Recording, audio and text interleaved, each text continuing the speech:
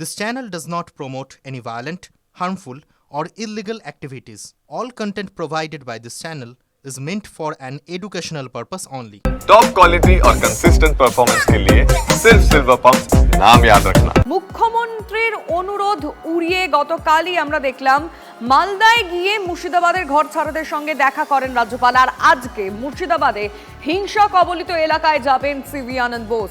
মুর্শিদাবাদের অশান্তিতে যারা ঘর ছাড়া হয়েছেন তাদের কয়েকজনকে নিয়ে বৃহস্পতিবারই রাজভবনে যান সুকান্ত মজুমদার।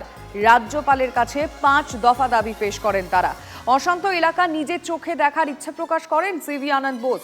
যদিও এখনই উপদ্রুত এলাকায় না যেতে রাজ্যপালকে অনুরোধ করেন মুখ্যমন্ত্রী, কিন্তু সেই অনুরোধ উড়িয়ে শুক্রবারই সকালে মালদায় পৌঁছন রাজ্যপাল।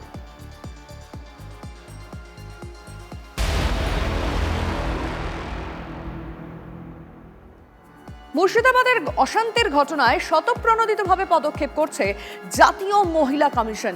আজ অশান্ত এলাকা পরিদর্শনের কথা জাতীয় মহিলা কমিশনের। দুর্গতদের সঙ্গেও কথা বলবেন মহিলা কমিশনের সদস্যরা। তার পাশাপাশি জেলা শাসক এবং জঙ্গিপুরের পুলিশ সুপারের সঙ্গেও বৈঠক করতে পারেন জাতীয় মহিলা কমিশনের সদস্যরা। শুক্রবার মুর্শিদাবাদে হিংসায় ঘর ছাড়াদের সঙ্গে কথা বলতে মালদায় যান জাতীয় মহিলা কমিশনের সদস্যরা। গতকাল মালদা মুর্শিদাবাদ বিভিন্ন প্রান্ত ঘুরে দেখে জাতীয় মানবাধিকার কমিশন। জাতীয় মানবাধিকার কমিশন, জাতীয় মহিলা কমিশন, এমনকি রাজ্যের রাজ্যপাল সিবি আনন্দ বোস এখন মালদহ এবং মুর্শিদাবাদ জেলায়। ইতিমধ্যেই শুক্রবার সন্ধ্যায় মালদহে বৈষ্ণবনগরে গিয়ে রিলিফ সেন্টারে যারা ঘর ছাড়া হয়েছে তাদের সঙ্গে দেখা করেছেন জাতীয় মানবাধিকার কমিশন, জাতীয় মহিলা কমিশন এবং রাজ্যপাল সিবি আনন্দ বোস। তাদের সঙ্গে কথা বলেছেন, কি অবস্থা হয়ে রয়েছে তাদের কাছ থেকে জেনে নিয়েছেন। এমনকি ঘটনার দিন পরিস্থিতি কী হয়েছিল সেটাও বিস্তারিত বিবরণ শুনেছেন সেই পীড়িতদের কাছ থেকে। শনিবার জাতীয় মহিলা কমিশনের সদস্যরা মুর্শিদাবাদের সন্ত্রাস কবলিত এলাকায় ঘুরবেন, মানুষের সঙ্গে কথা বলবেন, এমনকি জেলা পুলিশ সুপার, জেলা শাসকের সঙ্গেও বৈঠক করবেন বলে জানা গিয়েছে। রাজ্যপাল গতকাল রাত পর্যন্ত মালদহে ছিলেন। মুর্শিদাবাদ সকালে ঢোকার কথা রয়েছে, সেখানে ঢুকে তিনি মূলত সন্ত্রাস কবলিত এলাকায় গিয়ে সাধারণ মানুষের সঙ্গে কথা বলবেন বলেও জানা গিয়েছে। ইতিমধ্যেই তৃণমূলের জনপ্রতিনিধিরা বলতে শুরু করেছেন যে এলাকায় শান্তি ফিরেছে এবং আগের তুলনায় পরিস্থিতি অনেকটাই উন্নতি হয়েছে। যদিও জাতীয় মানবাধিকার কমিশন বা জাতীয় মহিলা কমিশন সদস্যরা গতকাল যে পরিস্থিতি দেখেছেন সেই বক্তব্যকে কোনোভাবেই মানতে নারাজ। তাদের কথায় পরিস্থিতি যা ছিল তাই রয়েছে, কেন্দ্রীয় বাহিনী রয়েছে বলে এখন কিছুটা হলেও পরিস্থিতি স্বাভাবিক। জাতীয় মহিলা কমিশন সদস্যরা এবং জাতীয় মানবাধিকার কমিশনের সদস্যরা তারা এলাকা ঘুরে কি রিপোর্ট দেন সেটাই এখন দেখার। ক্যামেরায় অর্ঘ্য চট্টোপাধ্যায়ের সঙ্গে সায়ন্ত ভট্টাচার্য, টিভি9 বাংলা, শামশেরগঞ্জ।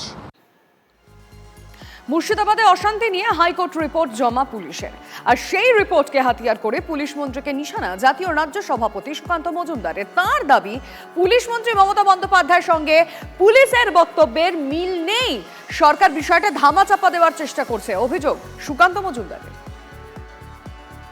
কলকাতা হাইকোর্টে পুলিশ বলছে যে লোকাল পিপলের দ্বারা হয়েছে, অথচ আমরা বারবার শুনে এসেছি মমতা বন্দ্যোপাধ্যায় বলেছেন নাকি যে এখানে বাংলাদেশের লোকেরা এসে করেছে, যুব সমাজের ছেলেরা তারা জমায়েত হতে থাকে। অর্থাৎ মমতা বন্দ্যোপাধ্যায় পুরো বিষয়টিকে ধামাচাপা দেওয়ার চেষ্টা করছে এবং মমতা বন্দ্যোপাধ্যায়ের বক্তব্যের সাথে, অর্থাৎ পুলিশ মন্ত্রী মমতা বন্দ্যোপাধ্যায়ের বক্তব্যের সাথে পুলিশের বক্তব্যের কোনো মিল নেই। পুলিশ কিন্তু পরিষ্কার, তাদের প্রফেশনাল ওয়েতে কিন্তু পরিষ্কার বলছে যে লোকালসদের দ্বারা এইটা করা হয়েছে। সেই জন্য ঘরচারাদের কাছে যখন রাজ্যপাল যাবেন বা গেছেন তখন সমস্ত বিষয়টা সামনে চলে আসবে, সারফেসে চলে আসবে। অতএব এটাকে আটকাতে হবে, কোনো মতেই সত্যকে উপরে আসতে দেওয়া যাবে না। এটা মমতা বন্দ্যোপাধ্যায়ের বরাবরের পলিসি। বাস্তবিকতা মানতে হবে। আপনি যতই বালিতে মুখ গুজে চলুক, উট পাখির মতো লাভ নেই, অস্ট্রিচের মতো লাভ নেই। বাস্তবিকতা ভয়ঙ্কর। এক পেশে মারামারি হয়েছে, মারামারি বলতে এক পেশে অত্যাচার হয়েছে, কাইন্ড অফ জেনোসাইড বলতে পারেন। আপনাকে বাড়িঘর ছেড়ে পালিয়ে যেতে হচ্ছে, এটা হয়তো জীবনহানি হলো না, কিন্তু আপনার তো সম্ভ্রমহানি হচ্ছে। সুকান্ত মজুমদারের এই বক্তব্যকে শাসক দল কিভাবে দেখছে, এই মুহূর্তে আমরা টেলিফোন লাইনে যোগাযোগ করেছি তৃণমূল নেতা তন্ময় ঘোষের সঙ্গে। তন্ময় বাবু, আপনি শুনলেন সুকান্ত মজুমদার কি বললো, সরকার বিষয়টা ধামাচাপা দেওয়ার চেষ্টা করছে, কি বলবেন? দেখুন, প্রথম কথা হচ্ছে বাংলাদেশ থেকে একটা বহিরাগত শক্তি, মৌলবাদী শক্তি এসে উপস্থিত হয়েছিল। এটা আমরা না, দুদিন আগে আপনাদের বিভিন্ন সংবাদ মাধ্যমে দেখিয়েছে, শুভেন্দুবাবু নিজে সেই কথা বলেছেন। তাহলে আগে ওনারা নিজেদের মধ্যে ঠিক করুন কার কথাটা সত্যি।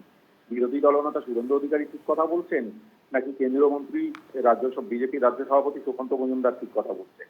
বাইরের যে মৌলবাদী শক্তি, তাদের মদত ছিল, তারা বর্ডার পেরিয়ে এসছে এবং বিএসএফ সম্পূর্ণভাবে ব্যর্থ। বিএসএফ এর দায় অমিত শাহের উপর পড়ে, সেই জন্য আজকে তারা সেটা ধামাচাপা দেওয়ার জন্য অন্য গল্প তুলছেন। পরিষ্কারভাবে যারা মৌলবাদী শক্তি এসেছিল, পুলিশ নিশ্চিতভাবে তাদের আইডেন্টিফাই করার চেষ্টা করছে। 200-র বেশি অ্যারেস্ট করা হয়েছে এবং আগামী দিনে সমস্ত কিছু সামনে আসবে। আর যে জাতীয় মহিলা কমিশনের কথা বলা হচ্ছে, আমাদের একটাই প্রশ্ন, জাতীয় মহিলা কমিশন এখানে আসতে পারছে, তারা ত্রিপুরাতে একই ঘটনাকে কেন্দ্র করে, একই ইস্যুকে কেন্দ্র করে সেখানে ঝামেলা হয়েছে, সেখানে কোথায় মহিলা কমিশন? মণিপুর 1 বছরের বেশি চলছিল, সেখানে কোথায় মহিলা কমিশন? অর্থাৎ এদের বিজেপির কেন্দ্রীয় শাসকের যে বিচারিতা, সেটা বাংলার মানুষ আস্তে আস্তে বুঝতে পারছে। তবে শামশেরগঞ্জ সহ বুঝতে পারছি, আপনার বক্তব্য পরিষ্কার আমাদের কাছে। অনেক ধন্যবাদ আপনাকে। বহিরাগত এনে মুর্শিদাবাদে ঝামেলা পাকিয়েছে বিজেপি, গতকাল এই অভিযোগ করেন ব্রাত্য বসু। এটা বিজেপির একটা তৈরি করা একটা প্লয়। বিজেপির এই ভিন রাজ্যের থেকে লোক এনে, বহিরাগত এনে এখানে ঝামেলা পাকানো, এটা মুর্শিদাবাদের মানুষের রেজিস্ট্যান্স করেছে।